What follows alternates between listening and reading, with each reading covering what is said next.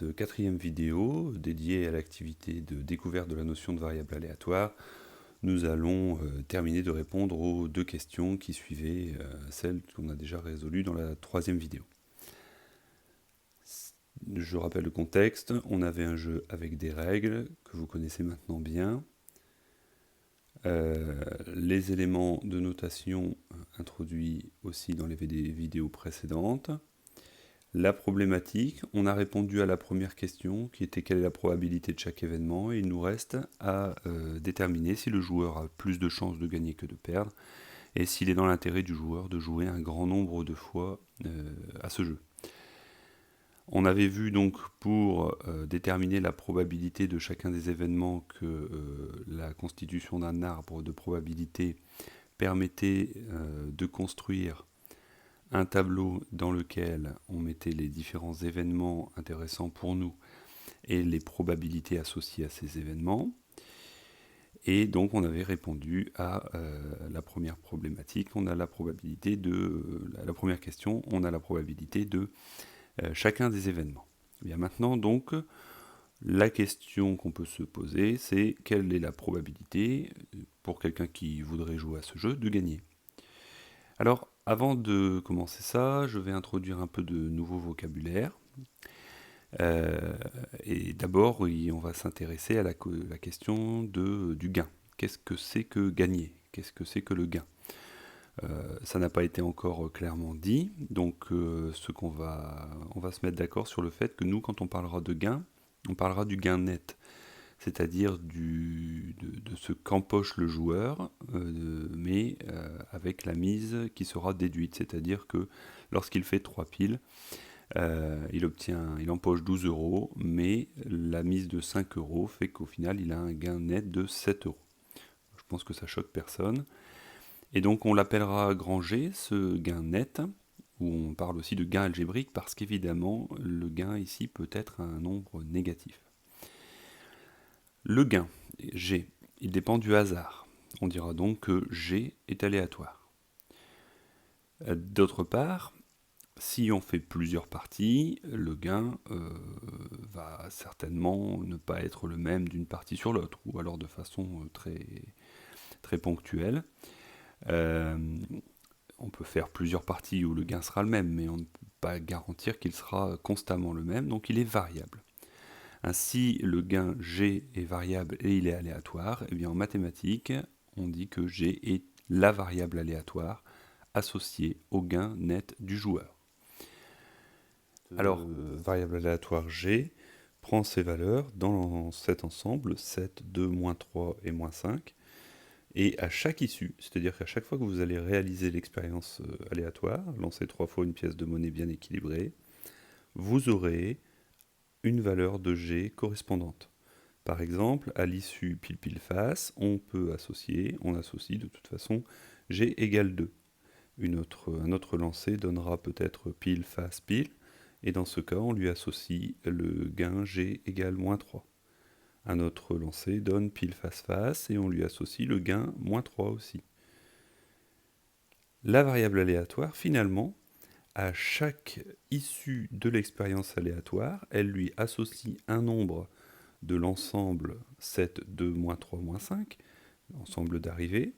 C'est donc une fonction qui, à toute issue de l'univers, tout élément de l'univers oméga, associe un nombre de l'ensemble d'arrivées. Poser la question, quelles sont toutes les issues qui mènent à un gain de 2 euros? Autrement dit, quel est l'événement, c'est-à-dire l'ensemble des issues qui correspond à G égale 2? Eh bien, c'est l'événement, le joueur obtient exactement 2 piles, c'est-à-dire pile-pile-face, pile-face-pile et face-pile-pile. Ce sont les 3 façons d'obtenir 2 piles. Et donc, dans ce cas-là, la notation P, pour P de probabilité de G égale 2, signifiera la probabilité de l'événement composé de toutes les issues qui sont associées à un gain de 2. Voilà, qui donne un sens à cette notation P de G égale 2. C'est bien une probabilité d'un événement, l'événement qui donne G égale 2. Autrement dit, donc, c'est ce que je viens de dire, P de G égale 2, c'est la probabilité de l'événement composé de toutes les issues qui ont pour image 2 par la variable aléatoire G. Alors c'est assez intuitif, hein, on n'est pas obligé toujours de revenir à cette formulation un peu complexe, mais on va pouvoir maintenant réécrire le tableau précédent, celui qu'on avait fait avec les probabilités, en utilisant la notation G, la variable aléatoire G, et les probabilités associées, c'est-à-dire, sur cette première ligne, j'ai écrit grand G, le gain, égale petit gi, ça ce seront G1, G2, G3, G4 sont les valeurs possibles de la variable aléatoire, à savoir 7, 2, moins 3 et moins 5. Donc en dessous, on mettra les probabilités associées à ces gains. Par exemple, pour un gain net de 7 euros, la probabilité, c'est la probabilité de toutes les issues de l'événement qui amène à un gain de 7 euros. Il n'y a que l'issue pile pile pile qui donne ce gain, et donc c'est 0,125. De toute façon, on retrouve le même tableau, puisque obtenir un gain de 2 correspond à l'événement obtenir 2 piles, etc.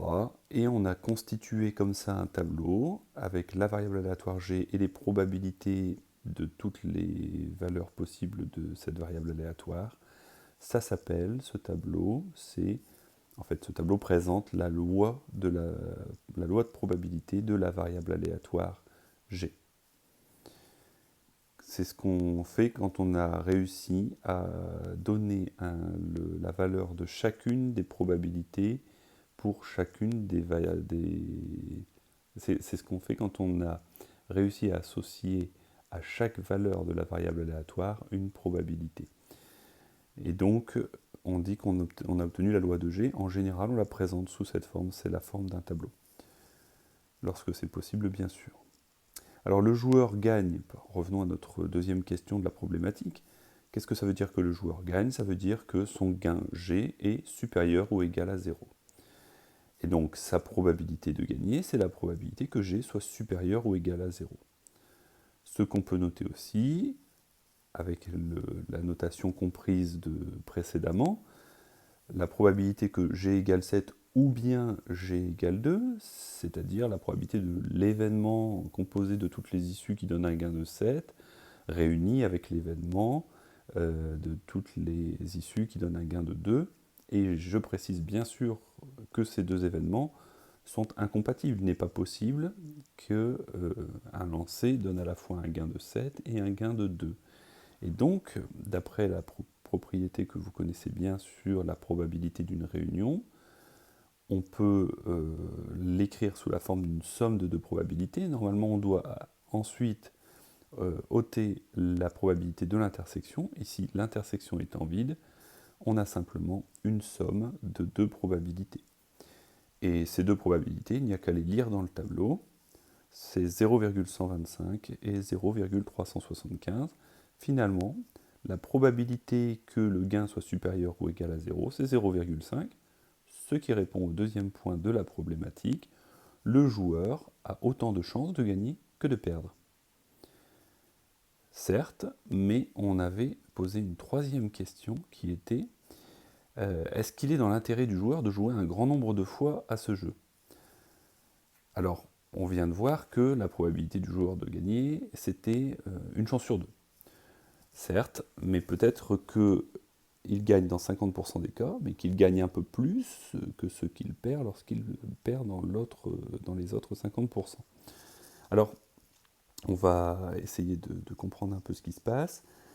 Le gain de 7 euros, il est associé à une probabilité de 0,125. On peut le comprendre comme le fait que sur 1000 parties, il y a à peu près 125 parties qui doivent lui donner un gain de 7 euros. À peu près, bien sûr, parce que les probabilités sont des valeurs théoriques, et dans la pratique, on sait bien que la réalité ne colle pas parfaitement aux probabilités, mais elle doit quand même s'en approcher, et la répétition de 1000 parties fait qu'on doit avoir entre 120 et 130 parties qui donnent lieu à un gain de 7 euros.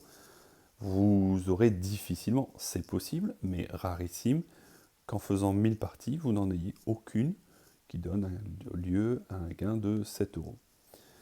Et donc, ça donne une somme sur 1000 parties d'environ 875 euros pour le joueur. C'est bien sûr une estimation a priori. Et donc, sur 1000 parties, si on fait la somme des gains, selon le même principe, les gains de 7 euros doivent apparaître environ 125 fois, les gains de 2 euros environ 375 fois, les pertes de 3 euros doivent apparaître 375 fois environ, et pertes de 5 euros environ 125 fois, ce qui fait un total de moins 125. C'est-à-dire qu'en moyenne, par partie, si on redivise par 1000, on a une perte de 12,5 centimes, 0,125 euros. Et donc ça, c'est une moyenne théorique, parce qu'on a travaillé avec les probabilités, et le joueur répétera un grand nombre de fois ce jeu, sa moyenne effective des gains va se rapprocher de cette moyenne théorique. Alors la moyenne effective, on l'appelle moyenne, la moyenne théorique, on lui donne un autre nom, on l'appelle espérance. Et on comprend bien pourquoi espérance, parce qu'on peut faire le calcul a priori avant le jeu et donner une espérance, c'est-à-dire essayer de connaître a priori le montant moyen des gains du joueur. Donc la façon générale de procéder, lorsque on connaît la loi d'une variable aléatoire G, vous vous souvenez, le tableau précédemment vu, le nombre E de G, l'espérance de G, obtenu par le produit de G1 par la probabilité que grand G soit égal à G1, c'est-à-dire ici le gain fois la probabilité associée, plus le deuxième gain fois la probabilité associée, plus le troisième gain fois la probabilité associée, plus le quatrième gain fois la probabilité associée, c'est-à-dire 7 fois 0,125, plus etc., donne moins 0,125. Ça s'appelle l'espérance de la variable aléatoire G. Et donc, on sait qu'en moyenne, le joueur va perdre 12,5 centimes par partie. Et donc, on peut déconseiller au joueur de jouer un grand nombre de fois à ce jeu, car la moyenne de ses gains va tendre vers la valeur négative, moins 0,125.